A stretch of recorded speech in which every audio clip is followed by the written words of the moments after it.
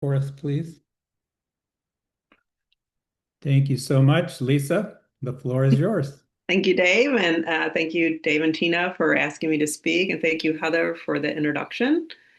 I named this talk How I Tried to Manage My Recovery Until I Learned How to Recover. Hi, I'm Lisa, codependent from Michigan. Let me start by saying I never wanted to say those words. I felt that it really wasn't my defects of character that caused my problems, it was everything out there. If the world would shape up, I would be just fine. I grew up learning about my life by watching home movies. I'm a newborn, and my six siblings gather around me as my mom brings me into the living room and lays me down on the couch. There, I'm getting all the attention and love from my family.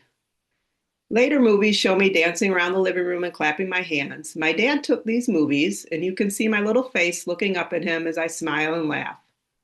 Cut to the next scene, and Dad is actually in this movie, carving the Thanksgiving turkey. I sit in my high chair, anticipating good things. Cut to black, and the next movie starts up 5 years later. My dad was murdered 10 days before my first birthday. All I knew was that he was there and then he wasn't. The movies later show my nervous mother, cigarette in one hand and a glass of alcohol in the other. My memories of those days of our mom sleeping a lot. I learned to be a good girl and not disturb her. If I did that, everything would be okay. When I started school, I was bullied. I told mom and she reassured me. She told me it would be okay, and I believed her. She loved me and we were close, but a few months later and things would change. A boyfriend would move in and she would switch her drug of choice from Valium to alcohol. I didn't know why, but I wasn't allowed to sleep in her room anymore. If I missed the bus for school, I missed school, as mom would be sleeping. At school, I didn't make friends for the first few years. I wandered around the playground feeling lost, abandoned, and lonely. Even the misfits didn't talk to me. I felt like everyone was ignoring me and staring at me at the same time. I liked school and was genuinely interested. I discovered that I got good attention from the teachers if I did well. I found ease and comfort there. I started making sure I did well, overachieving to get love and attention.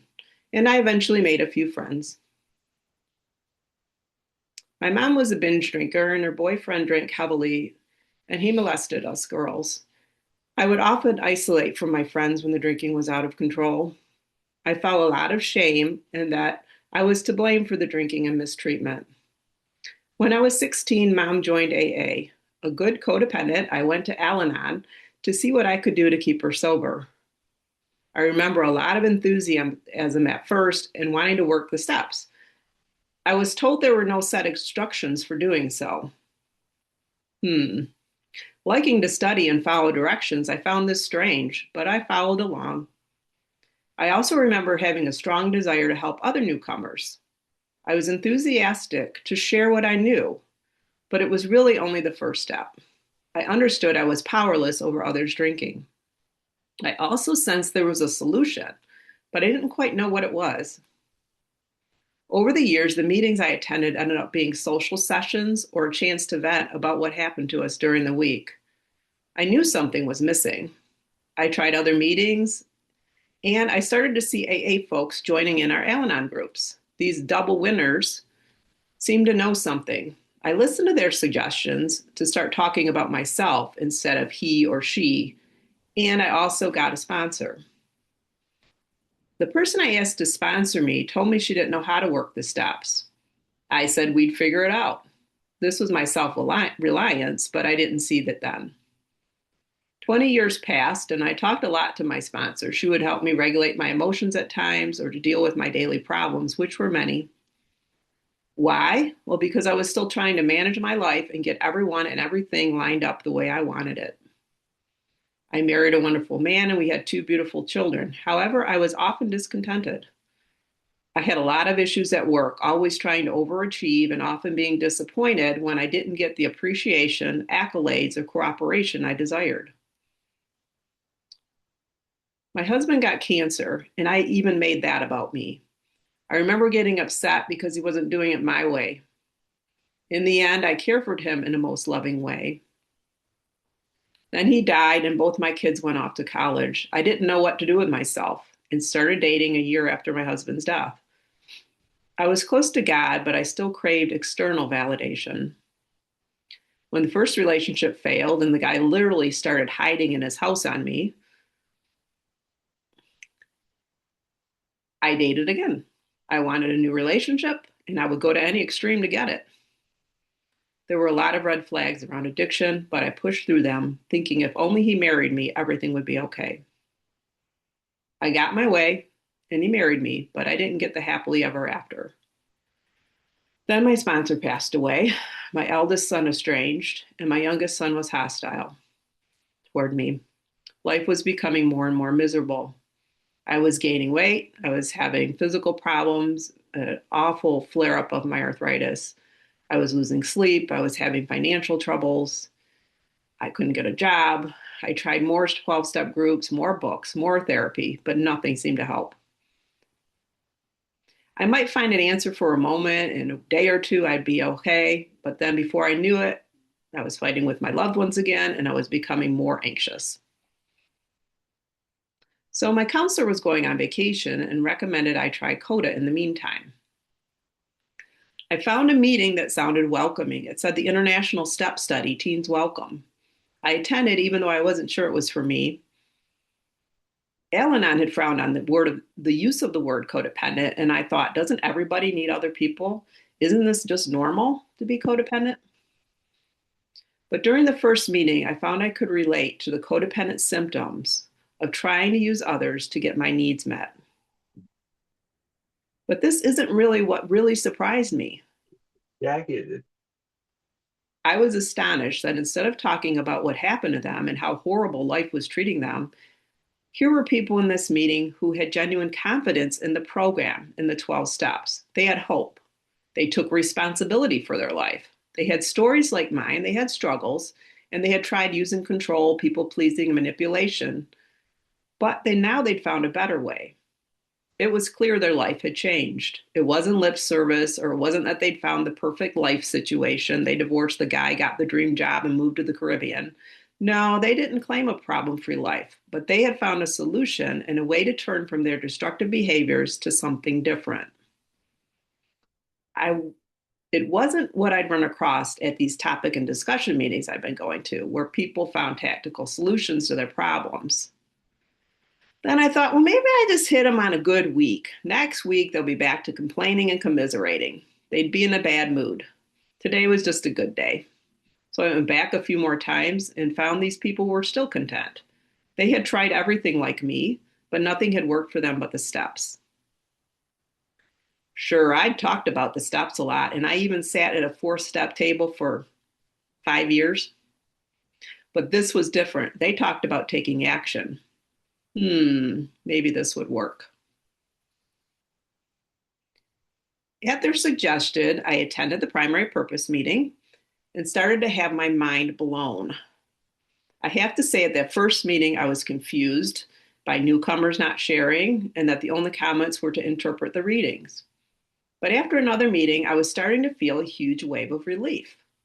I didn't have to figure this out anymore. I'd spent years trying to manage my recovery, telling myself how I would do it, go to more meetings, call and talk about my problems more, maybe write about it more, do another 4-step by myself, try making amends.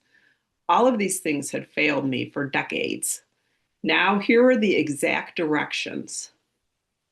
What I had wanted all those years ago. It wasn't a puzzle to solve this recovery thing. It was instructions to follow. This I could do. In my mind, I went back to that day in 1984 as I sat in my first meeting and felt hope pour through me from these old timers. I have a feeling some of them had worked the program the Big Book way, but they hadn't learned how to pass it on. Or maybe I had just started going to the wrong meetings. At any rate, I knew now that there was a solution. I knew those AA old timers had something I wanted. Now I knew what it was, the instructions. Tentatively, I called on one of the codependent sponsors who was also at the primary purpose meeting. She explained that Al Anon had gone against their own traditions and brought in consultants when they needed funds to continue to operate their office. The consultants told them to develop their own literature, and that is why Al Anon has such a strong mandate against using other literature. This answered my last question, and I was willing to use the AA Big Book to recover. My sponsor asked me if I was willing to go to any extreme to get better, and I said yes. However, I still had some remnants of wanting to run the show and manage my own recovery. I ordered a used AA book online, and while waiting for it to arrive, I had a problem arise, and I did what came naturally. I texted my sponsor. She asked me if I had my book, and I said no, I was waiting for it to arrive. Thank God, she told me go out right then and there and buy one and start the first instruction. So I did. Wow, I immediately started to experience relief from my obsession as I did the step work. Here was something concrete that I could do, and I started to experience a new perspective. I was starting to change that first day I started reading the book and doing the assignment. Things were shifting in me that 39 years in Al-Anon hadn't even begun to move. The psychic change started. I picked up steam on the step work. Step 4 brought up a lot of turmoil, but with a deadline to meet, I pushed through. I called other recovered sponsors when overwhelmed and told them I was on step 4 and asked them about themselves. They encouraged me and chatted about hobbies and such. Whew, another relief. I didn't have to burden them or be burdened with problems. I got through the first step, 8 steps in about 5 weeks. When it came time to make amends, step 9, I was fearful, but I remembered I'd promised to go to any extremes. And I found great relief as I made an amends to my sister, and it was warmly received. Then I was given the tools of steps 10, 11, and 12 for whenever I'm disturbed. 2.5 years of using these tools have resulted in tremendous growth for me. I will never be cured of codependency, but I now know what to do at the slightest disturbance. I'm sure it varies, but for me, it took months before I realized I needed to address the disturbance right away before it grew, and I was restless and irritable again. So for step 10, I identify the disturbance, my defects that are showing up by using a predefined list, and next I pray for the removal of the defects. I identify what old ideas are coming up, what my new ideal is, and most importantly, how I will turn. Turning is the 12th step. When I'm seriously disturbed, I need to help someone else in order to break a codependent behavior or to turn from it before it starts. This is something else I've learned. If I catch it at the beginning of a thought, it's much easier to turn away. Again, with time, this gets easier and starts to become second nature. I can't stop being codependent or I wouldn't need this program. I have to turn. The more serious the disturbance, the more service I may need. A slight ripple and I can text a fellow and see how their day is going. A tsunami and I may need to text or call several newcomers to keep from drowning. So it's important that I jot down numbers of newcomers when I go to meetings and keep them handy. At first, my sponsor had to prompt me to do this service work when I was disturbed and when I called her and wanted to talk about problem. But after a lot of her prompting, I now know that I need to call a newcomer, hop on a meeting, and offer my number as a sponsor or outreach in some way. I had to be careful at first at regular topic and discussion CODA meetings because it's easy to get into the problem. I would sometimes just attend the last 10 minutes and offer my name and number to sponsor, or I might mute the shares. But if we're willing, the opportunities arise. I also administer a sponsorship WhatsApp group where people look for sponsors. So I can always advertise there, or I can reach out to those asking for sponsors. In addition, I do volunteer community work, which is very good for me. However, it's not a substitute for working with other codependents. The Big Book says, working with another ick works when all else fails. Sponsorship has taught me many things about my codependency because each protege relationship is unique. First of all, going through the steps with a sponsee reinforces the steps for me. But moreover, I'm challenged. I've learned better how to say no. If I'm exhausted and a protege wants to talk, I can direct them to doing a step 10, which I can review after I've rested. I can say, I'll get back to you. Sponsorship has taught me no one is my God, and I'm not anyone's God. I leaned too heavily upon a sponsor for answers, and it was time to move on from that relationship. I can't take responsibility for any of my proteges or their program. They have to work their program, and I have to work mine. It might not look the same, but the principles are the same, and the steps are the same, and the guiding principle is giving rather than getting. All of my work with sponsees translates into my outside personal relationships. Just as I cannot do a protege's work for them or force them to do anything, I can't do this in my personal life. I can't participate in things I resent, and I can't make anyone do anything. Also, if I'm taking over a capable adult's responsibility, I've gone too far. An adult can manage their doctor's appointments, their jobs, etc. So I don't do for others what they can do for themselves. I don't follow up with proteges or cajole them along, just as I don't monitor the adults in my life to make sure they're taking care of their responsibilities. So you can see how sponsorship helps with codependency. And we learn to love unconditionally, no strings attached. When I'm helping another coda, I'm not expecting anything in return. I've learned to start doing this in my personal life. I can be helpful when asked, and then I can let go. If I do something even with a motive to get appreciation, I'm back and trying to get something on the outside to make me feel better on the inside. So I've learned to give to give. And I remember expectations are a dark room where negatives develop. So in this giving to give, I found my life has opened up. I have several fellows I chat with on a regular basis. I'm genuinely interested in their lives. I used to admire people who would remember what was going on in someone's life. Now I'm that person because I care to care. It's no longer about what I'm going to get out of it. It's such a more free way to live, and I don't have to manage my image. What others think of me is their business, and this gives me the freedom to be myself and enjoy life. I have reasons to get up in the morning, even when I've still got this cold. It's snowing again, and no, I start thinking about my service for the day before my feet hit the floor, and my attitude starts to get adjusted. You see, I can't manage the decision not to take the first codependent thought. So I schedule in service or meetings. And for meetings, the intention is to give during the meeting for every day. If it so happens I don't have anything scheduled, I still have my nightly reviews and my step 10s, etc., to review from my proteges, and I can always do outreach to newcomers or to my fellows.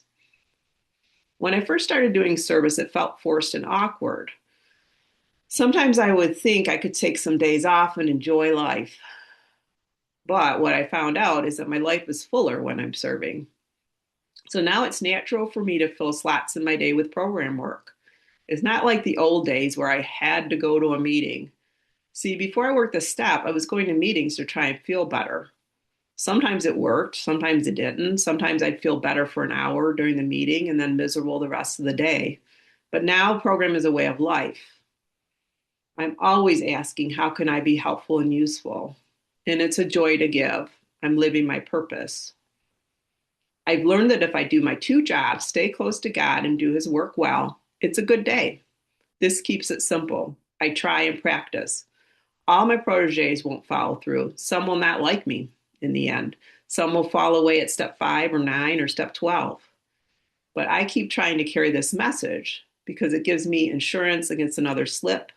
And if I don't do it, who will? Someone out there is suffering needlessly. I have the solution. All I have to do is offer it. I have regular prayer time in the morning, afternoon, and night, and I start with some memorized prayers, and then I check for 10s and 11s for my proteges and do my WhatsApp service. This puts my prayer into action. As time allows, I resume prayer, including scripture reading and personal devotions. I include the 3rd step and 7th step prayer, as well as gratitudes. During the day, I make an effort to keep in conscious contact with God. Church, inspirational music, and reading helps me here. I pause after dinner for more spiritual reading. When I don't know what to do, I follow the advice of the big book. I pause, I connect to God, and ask for an intuitive thought. Often I need to leave the issue alone and do the things I know how to do. God either solves the problem, I found out it wasn't even a problem, God gives me a solution to try, or I accept things as they are. At night, I do my step 11, which is a series of questions that help me reflect on my day and consider how I was of service or how I was in my disease. I identify any ways that I can improve and any amends I need to make. This keeps me spiritually fit. But the most important part of my spiritual awakening came due to the action of the 12th step. The most important part of my spiritual awakening due to the action of the 12 steps is that I've learned to trust God. I know now, because I've been practicing it, that when things seem to go wrong, all I need to do is the next right thing. This might be a step 10, or it might be unloading the dishwasher. It might be to pause and pray. But I see that when I do the next right thing and I start to give, life starts to flow again. It doesn't mean I get my way, but I get acceptance or something better. Usually I get to contribute. Then I experience how much better it is to give than to receive, because I'm no longer giving to get something in return. I'm giving because it's fun and fulfilling. It's a glorious way to live, and it's a reliable path. Connect with God, follow God's guidance, and let go of the results. It's a path to joy. Now I almost look forward to challenges, knowing when they come, I give them to God and do the next right thing, and the miraculous happens. God can move in our lives and use us as instruments for peace in others' lives. These steps allowed me to identify my defects and resentments and to learn to forgive myself and others. If the forgiveness seems too hard, I give that to God too. Basically, whatever I can't handle, my higher power can. This is humility, recognizing my limits, doing what I can, and giving the rest to God. All I have to do is be who I always wanted to be, caring, loving, and joyful. That's who I was when I was carried into that living room, and that's who I can be all the time. I'm grateful for this primary purpose group that keeps me on this happy and joyous journey. I can live life on life's terms, one day at a time. It's no longer me against them, but it's us together. What's good for me, it's good for everyone. If I do the next right thing, my whole life starts to balance out, and miraculously, the sunshine of the Spirit illuminates my world, and I'm warmed by its rays. I'm Lisa, a recovered codependent, and that word recovered makes all the difference. I recovered that relationship with God, where I don't have to earn anyone's love, but I'm a willing agent of love, open to giving and receiving the light that shines through the darkness. Thank you for listening.